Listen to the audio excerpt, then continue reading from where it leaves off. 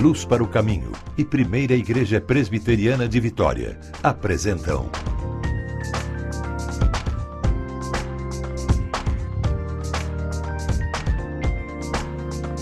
Cada Dia.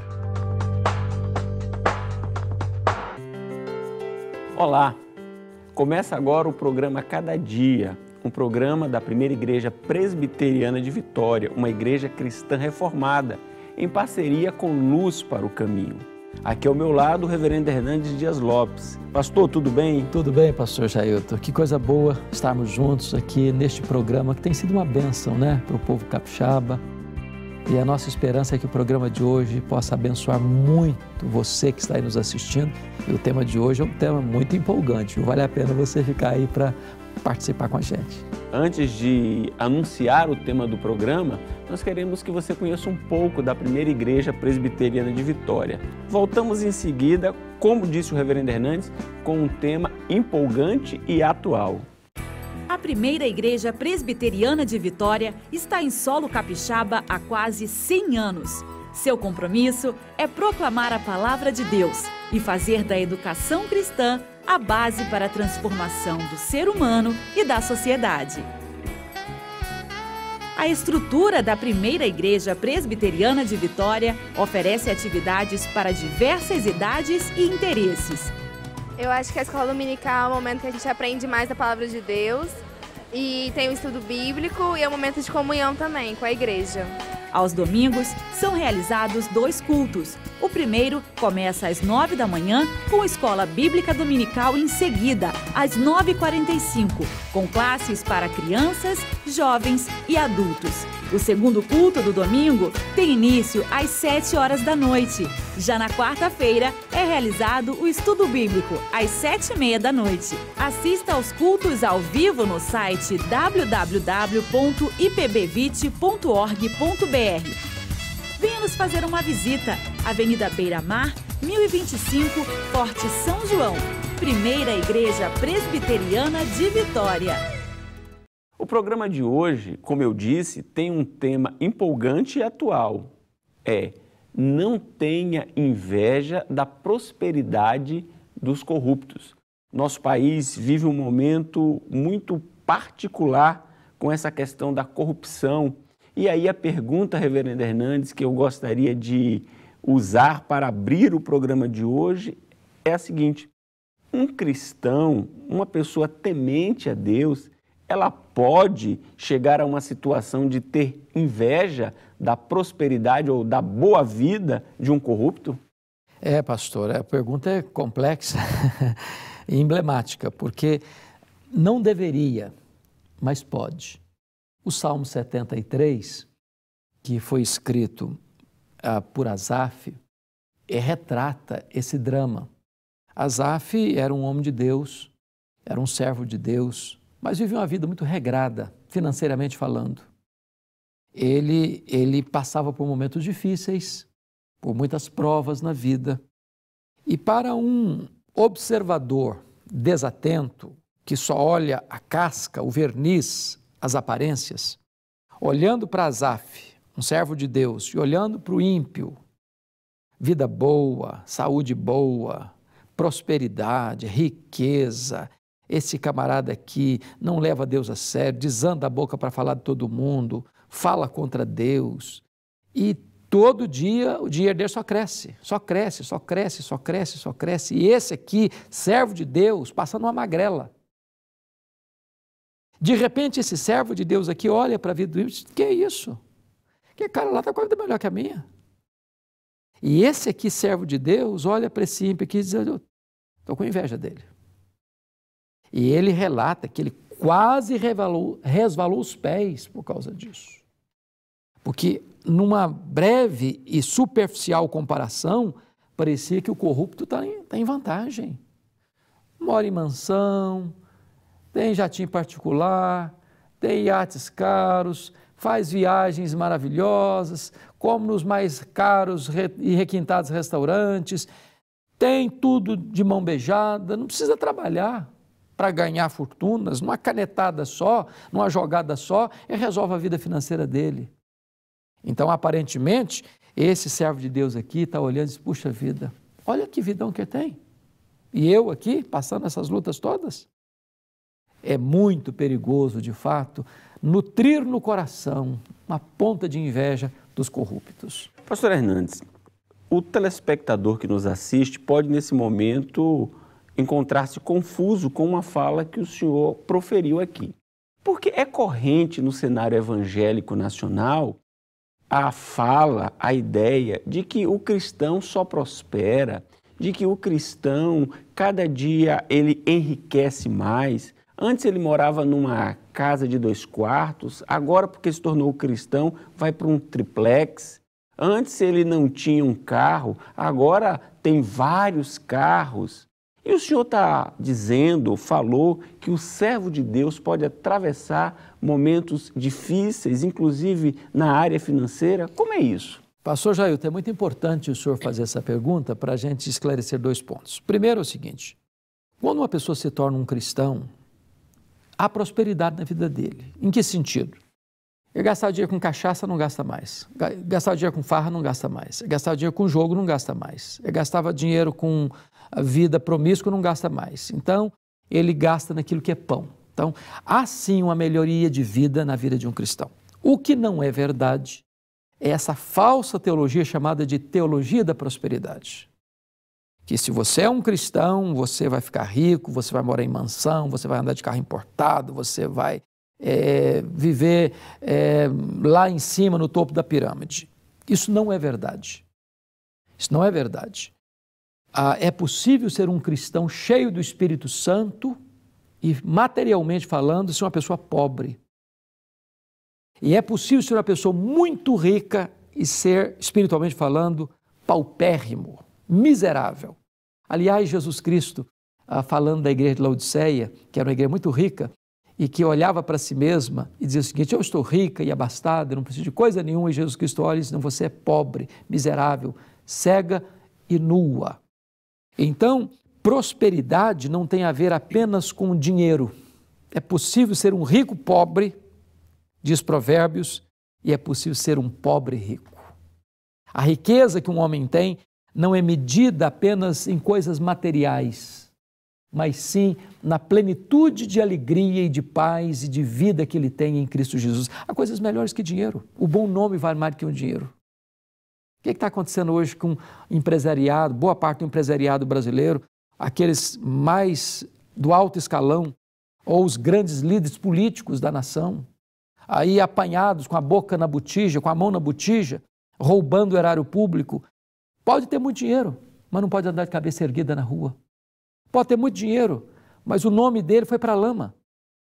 Então, o bom nome, você chegar em casa e botar a cabeça no travesseiro e dormir em paz, é muito melhor que ter muito dinheiro, se a fonte desse dinheiro não é lícita, se essa riqueza emana da corrupção. Pastor Hernandes, Asaf, que é o autor do Salmo, como o senhor disse, ele descreve uma situação, por ele vivenciada, muito crítica. É verdade. Ele diz, quanto a mim, porém, quase me resvalaram os pés. Pouco faltou para que se desviassem os meus passos, pois eu invejava os arrogantes ao ver a prosperidade dos perversos. O coração de um temente a Deus pode desviar-se tanto a ponto de vivenciar uma crise tão grave? Volto a dizer, não deveria, mas é possível. Tanto é possível que esse salmo está aqui como advertência para nós. A Bíblia foi escrita para nos advertir. Então, é possível que num momento de fraqueza de um cristão, e o texto depois vai nos levar para o final, para a conclusão, onde ele entra na casa de Deus e onde ele cai em si e examina esse cenário com outros olhos, e ele começa a perceber que, de fato, quem era rico era ele. Porque ele tinha o essencial, ele tinha Deus, ele tinha salvação. Quando o ímpio, que se prosperou usando mecanismos de corrupção, o que ele tinha? Só o dinheiro. Só o dinheiro. E o dinheiro não nos dá nem segurança, nem felicidade. O dinheiro pode nos dar um rico funeral, mas o dinheiro não nos atravessa a fronteira da morte. O dinheiro não pode nos levar ao céu. Então, o dinheiro só não vale nada no que tange a questão da salvação. Nós estamos finalizando o primeiro bloco e vamos para um rápido intervalo. Não saia daí porque temos mais acerca do Salmo 73.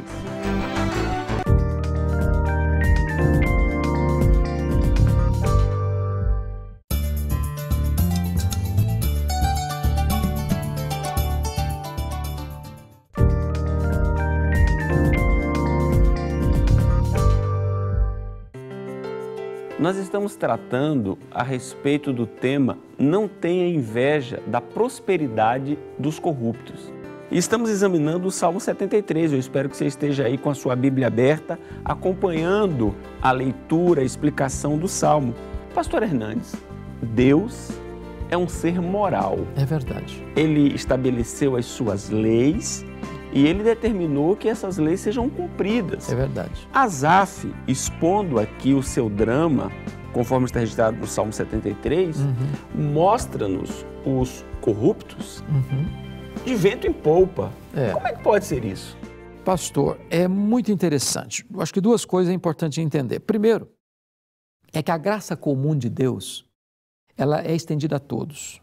O sol e a chuva vêm sobre maus e bons. Então, Deus dá saúde para aquele que é ímpio, aquele que é corrupto, como dá para aquele que é filho dele. A terra do corrupto floresce do mesmo jeito. Ao se plantar, tem colheita. Agora, então esse é o primeiro ponto. O segundo ponto é que Deus, de certa forma, permite que o mal, que o corrupto, que o ímpio, que o blasfemo, experimente tudo isso para que ele revele tudo que está no seu coração.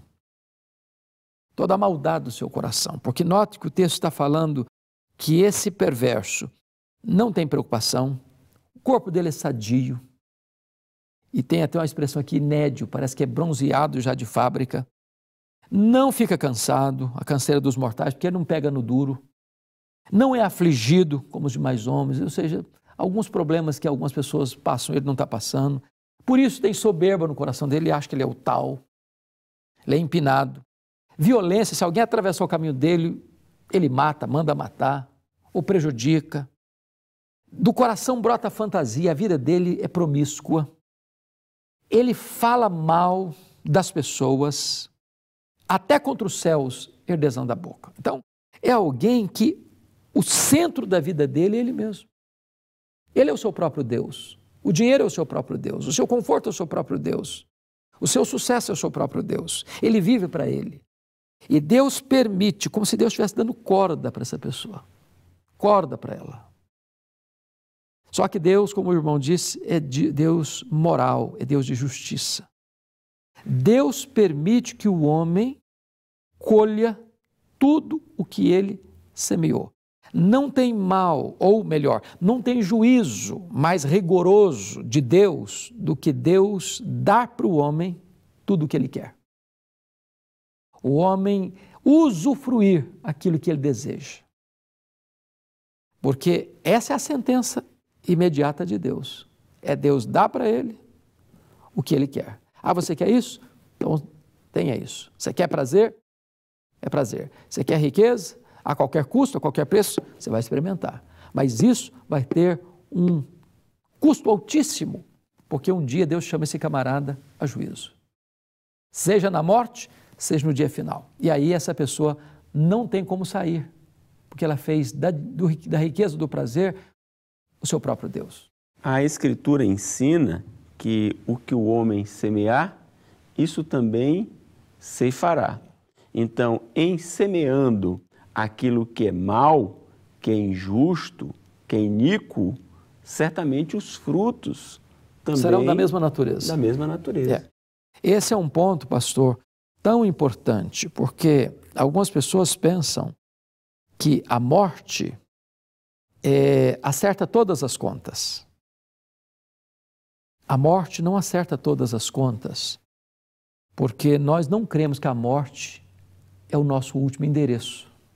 A sepultura não é o nosso último endereço.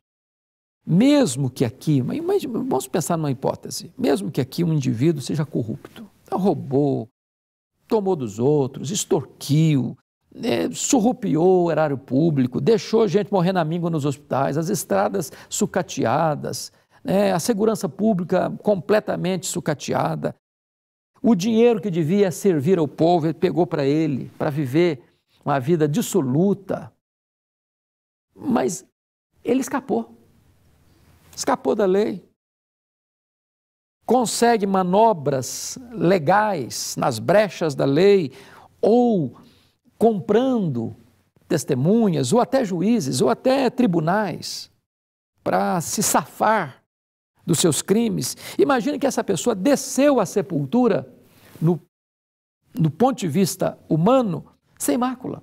Desceu como um grande personagem da história, benfeitor da humanidade. Só que se esquece de uma coisa: Deus é o reto juiz. Deus viu tudo, Deus tomou nota de tudo, e essa pessoa vai ter que comparecer perante o tribunal de Deus e prestar conta da sua vida. E ai dessa pessoa que, tendo feito isso, não se arrependeu em tempo, não acertou as contas com Deus em tempo. Essa pessoa estará desamparada no dia do juízo. Tudo o que ela fez, ela vai dar contas a Deus no dia do juízo. Ela está desamparada. Tudo o que ela juntou não vai valer nada para ela naquele grande dia do juízo. Aliás, toda essa riqueza vai ser apenas combustível para o fogo da sua condenação. Pastor Hernandes, nós temos visto em nosso país uma avalanche de denúncias. Nós temos presenciado, por meio dos telejornais, praticamente que todos os dias, prisões de empresários, de políticos, de pessoas famosas, conhecidas. Do alto escalão. Do alto escalão. Isso não traz ao coração da nação, das pessoas, uma aflição, uma falta de esperança quanto ao futuro, diante de um quadro que nós podemos chamar de tenebroso? Pastor, se nós tirarmos Deus da história, não há sentido na história. Se nós tirarmos o evangelho da esperança da história, os homens se bestializam. Então a esperança para nós está em Deus. A esperança para nós é que os líderes entendam que eles são servos de Deus e que a autoridade que eles exercem-na debaixo da autoridade de Deus. Porque fora de Cristo, o mundo está confuso, o mundo está perdido, os valores estão de pernas para o ar. Os valores que regem hoje a sociedade, a mídia, os canais de comunicação de massa, o cinema, o teatro, a televisão, tudo que está aí rodando está na contramão dos valores de Deus. Mas nós cremos que Deus está no trono e Ele reina, e as rédeas da história estão em suas mãos. E esse Deus um dia chamará todos nós a uma prestação de contas. Nós queremos convidar você a permanecer conosco. Nós estamos caminhando para um breve intervalo e voltamos já com o desfecho, a finalização dessa história. Não saia daí.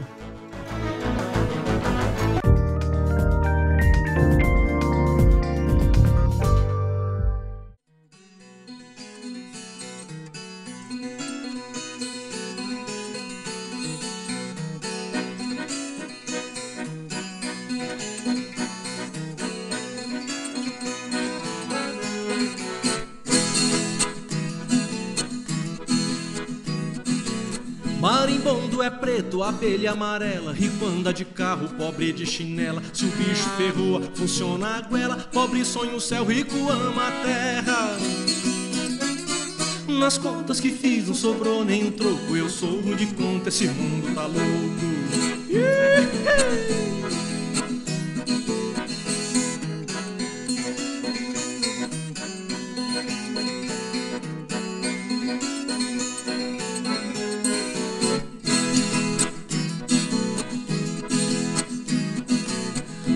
existe uma dor igual dor de dente, é aguda, é fina, incomoda a gente. Tem muito artista que passou pra crente, pra dar testemunha, oferta indecente. Nas contas que fiz não sobrou nem troco, eu sou ruim de conta, esse mundo tá louco. Ei, menino, trem dilurido é a tal da dor de dente.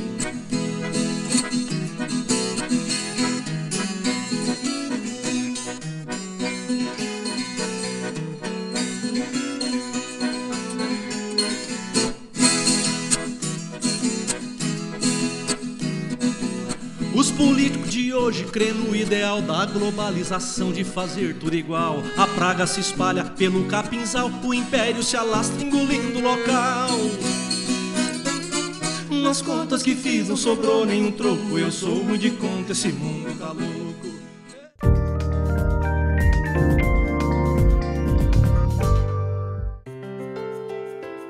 Agora, no terceiro bloco do nosso programa, nós vamos tratar a respeito do desfecho da história de Asaf. Exato. Porque a história começou mostrando que ele tinha inveja dos corruptos.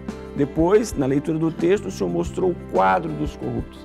E aí, como termina a história? A história termina com um final feliz? Termina com um final feliz.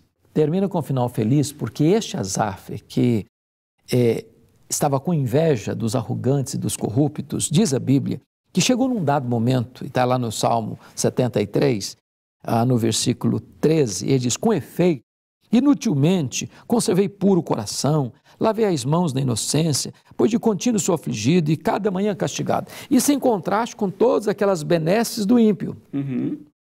Ele achou o seguinte, não, eu estou dando pior, estou levando desvantagem. Ser crente não está valendo a pena. É melhor ser como esses aí, porque eles estão desfrutando do melhor desse mundo e eu estou aqui padecendo. Mas está escrito também o seguinte, versículo 17 diz, até que entrei no santuário de Deus e atinei com o fim dos corruptos. Aí ele diz no verso 18 assim, tu certamente os pões em lugares escorregadios e os fazes cair na destruição, como ficam de súbito assolados, totalmente aniquilados de terror. Ou seja, a primeira coisa que ele entende é que este que está levando vantagem agora, ao ser confrontado com o juízo de Deus, ele vai ficar desamparado.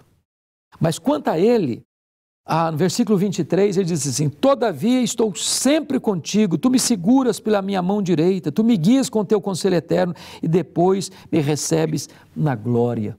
Ele começa a entender duas coisas. A vida não é apenas viver e a morte não é apenas morrer. Às vezes, num olhar superficial, parece que a vida é injusta. Porque tem pessoas que, mesmo andando errado, desfrutam de mais benefícios na vida do que outras pessoas que andaram certo. Porém, a vida não é apenas viver. E a morte não é apenas morrer. Porque do outro lado da sepultura tem uma vida vastíssima, insondável, eterna. Aqueles que andaram errado aqui, nesses breves e curtos dias, se não se arrependeram e se não creram no Senhor Jesus Cristo, vão passar toda a eternidade longe de Deus, em agonia, em desespero, em desamparo, na palavra aqui, aniquilados de terror. Mas aqueles que mesmo passando agruras aqui do lado de cada sepultura, mas fiéis, tementes a Deus, andando em santidade, em obediência, ao atravessarem a fronteira da morte do outro lado da sepultura, diz a Bíblia que terão uma vida plena felicidade, onde não tem lágrima, onde não tem dor, onde não tem luto.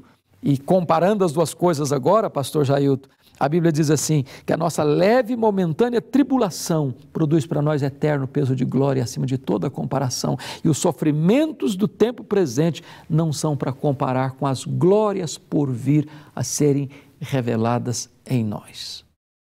Então, o servo de Deus, ele não vive apenas olhando para o aqui e para o agora. Seus olhos estão direcionados para o futuro, para a eternidade. Então, o coração de Asaf foi não só consolado, como também animado? Consolado e animado por uma razão simples. Ele entendeu que Deus é Deus de justiça. Porque pense você, Se não tivesse um acerto de contas, a vida seria muito injusta. Seria injusta.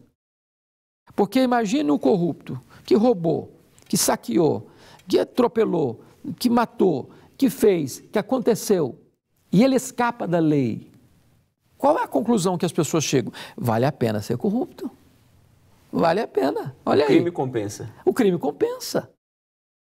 O crime compensa. E as pessoas, os poderosos, não, eu consigo fazer, como foi a abundância visto por ele, não, eu faço, e fulano, o juiz tal está na minha mão, o tribunal está na minha mão, eu faço e vou escapar. E vou escapar. Eu estou acima da lei. Eu sou a lei. Ah, ok. Ainda que escape das mãos dos homens, dos tribunais da terra, não escaparão das mãos de Deus, nem do tribunal de Deus. Ninguém suborna o tribunal de Deus. Ninguém molha a mão de Deus, se o Senhor der um jeitinho aí, eu molho a tua mão. Não, não, Deus é justo. E a Bíblia diz que Deus não inocentará o culpado. A alma que pecar, essa morrerá. A não ser que o homem se arrependa e creia em Jesus Cristo, aquele que viveu uma vida de corrupção e violência, ele vai, no primeiro instante que acordar na eternidade, ele vai perceber que nada valeu a pena. Nada valeu a pena. Todo aquele dinheiro não vai ser só combustível para a destruição dele eterna. Pastor Hernandes, nós estamos caminhando aí para a finalização do terceiro e último bloco. E creio que é muito importante intercedermos nesse instante em favor da nossa nação, que padece por conta da corrupção. Interceder em favor do nosso telespectador, para que diante de um cenário que momentaneamente lhe parece desfavorável, ele não se desespere, mas coloque sua confiança, sua esperança, o seu futuro nas mãos de Deus. E nós estamos até, pastor Jailton, a propósito, num ano muito importante, num ano eleitoral, onde nós estaremos, com a graça de Deus, escolhendo nossos representantes. É preciso que você tenha sabedoria de Deus para orar a Deus, né? Para que Deus levante líderes íntegros, honestos, que tenham temor de Deus e que tenham amor ao povo, para governar nossa nação, uma nação tão abençoada, um território tão lindo, uma terra tão produtiva, um povo tão amável. Nós precisamos de rogar aos céus para que Deus nos levante homens e mulheres que tenham vocação política, que tenham preparo, que tenham integridade moral, para que essa nação possa ter dias mais venturosos. Vamos orar? Vamos. Por favor, pastor. Deus amado, nós oramos em favor da nação brasileira. Oramos por aqueles que estão instituídos como autoridade, desde a presidência da República à vereança nos municípios. Oramos pelo poder executivo, pelo poder legislativo, pelo poder judiciário. Oramos, meu Deus, para que estas pessoas tenham temor do Teu nome e tenham amor ao povo, para que possam não se servir do povo, mas servir ao povo com integridade, para que tenhamos dias mais venturosos, dias melhores para a nação brasileira. Oramos, meu Deus, pela nação, para que Tu geres no coração das pessoas que estão nos assistindo, ó Deus, coração arrependido, coração quebrantado, sabendo que o pecado ele é enganoso, ele promete liberdade, mas escraviza, ele promete vida, mas mata. Dá-nos a bênção de reconhecermos Jesus Cristo como nosso único Senhor e Salvador e a necessidade de nos rendermos a Ele imediatamente. Oramos, meu Deus, para aquelas pessoas que estão nos assistindo, que o Teu Espírito toque o coração delas, para que seja, ó Deus, um tempo de salvação, de restauração da sua vida. Em nome de Jesus. Amém. Amém. Nós queremos convidar você a continuar conosco no próximo sábado, neste mesmo horário, nesta mesma emissora. Programa Cada Dia, um programa que tem uma palavra amiga para todas as horas da vida. Deus abençoe você e até lá.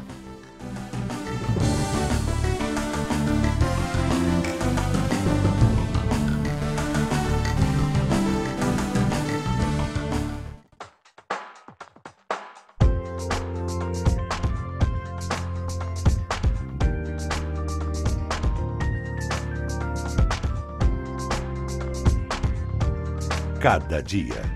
Um programa de luz para o caminho e Primeira Igreja Presbiteriana de Vitória.